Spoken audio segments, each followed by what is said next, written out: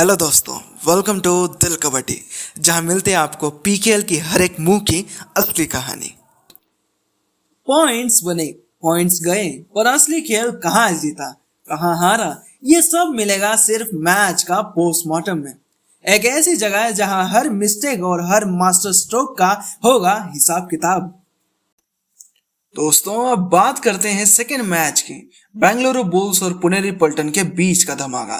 लेकिन जैसे ही पुनेरी पल्टन का स्कोर लाइन सामने आया, एक ही सवाल सबके दिमाग में था, सचिन तंवर स्टार्टिंग 7 में क्यों नहीं थे। बेंगलुरु बुल्स उतरे 3+2+2 फॉर्मेशन में, 3 डिफेंडर, 2 रेडर और 2 ऑलराउंडर। पुनेरी पल्टन उतरी 4+2+1 फॉर्मेशन में, 4 डिफेंडर, 2 रेडर और 1 ऑलराउंडर। और शुरुआत के कुछ ही मिनट में दोनों टीम्स ने रेडिंग में तूफान मचा दिया। आदित्य शिंदे ने सिर्फ 4 मिनट के अंदर पुनेरी पल्टन के लिए इस सीजन की पहली सुपर रेड दिलवा दी।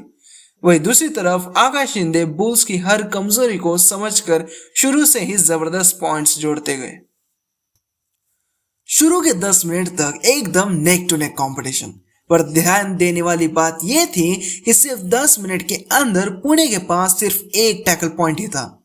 आकाश शिंदे पूरा गेम डोमिनेट कर रहे थे बुल्स की तरफ से, और एक सपोर्ट रेडर की भारी कमी बुल्स को नजर आ रही थी।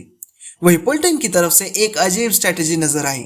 विशाल भारद्वाज को बिठा के उन्होंने मोहम्मद अमान को स्टार्टिंग 7 में जगह दी। क्या सोचती हैं? लग रहा था कि पुनेरी पल्टन बिना स्ट्रेटेजी के खेल रही है। डिफेंस में कहीं कनेक्ट ही नहीं हो रहा था। एक तरफ से आदित्य शिंदे अपनी रेडिंग से पुणे के लिए पॉइंट्स ला रहे थे, और दूसरी तरफ से आकाश शिंदे बुल्स के लिए धमाल कर रहे थे।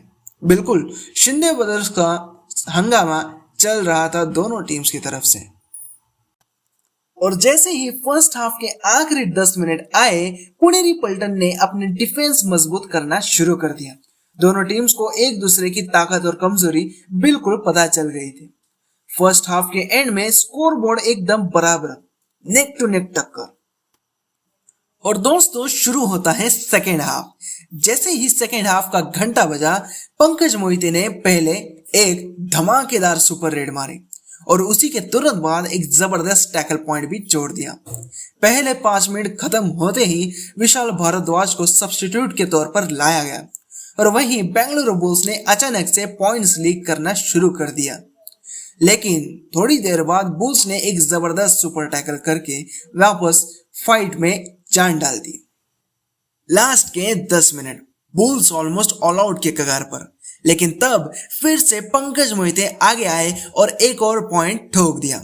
मोहिते ने जैसे अग्नि वर्षा शुरू कर दी हो, एक के बाद एक रेड पॉइंट्स, और आखिरकार पुनेरी पल्टन ने बुल्स को ऑल आउट कर ही दिया।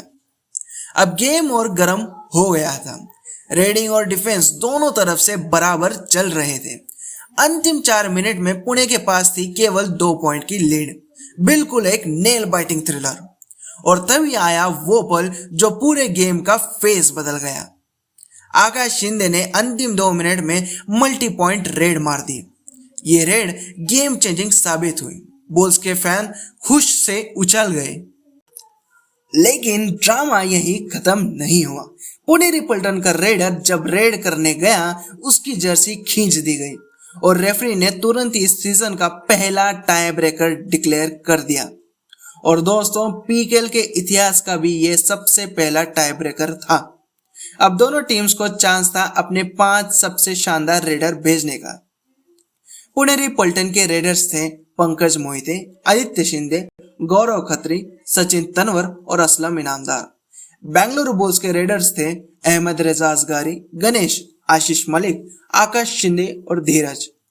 स्टेडियम में सांस रुकी हुई थी। हर रेड पे दिल की धड़कनें तेज हो रही थी।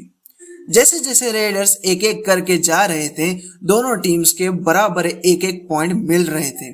लेकिन जैसे ही सचिन तंवर रेड करने गए, उनको पकड़ लिया गया, आउट। फिर बुल्स के पास आकाश शिंदे गए, और वो भी बिल्कुल सचिन की तरह आउट हो गए। सब कुछ डिपेंड कर रहा था बुल्स के आखिरी रेडर धीरज पर।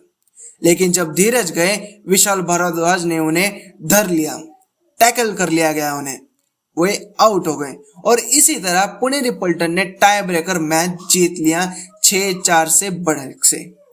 ये परफॉर्मेंस बुल से किसी ने एक्सपेक्ट नहीं की थी, क्योंकि उनके पास है भरमार यंग रेडर्स की, यंग डिफेंडर्स की। फिर भी उन्होंने पुणेरी पल्टन को इतना टफ फाइट दिया कि सबको एक मैसेज मिल गया, आने वाले मैचेस में कोई भी टीम बेंगलुरु बुल्स को हल्के में नहीं ले सकती।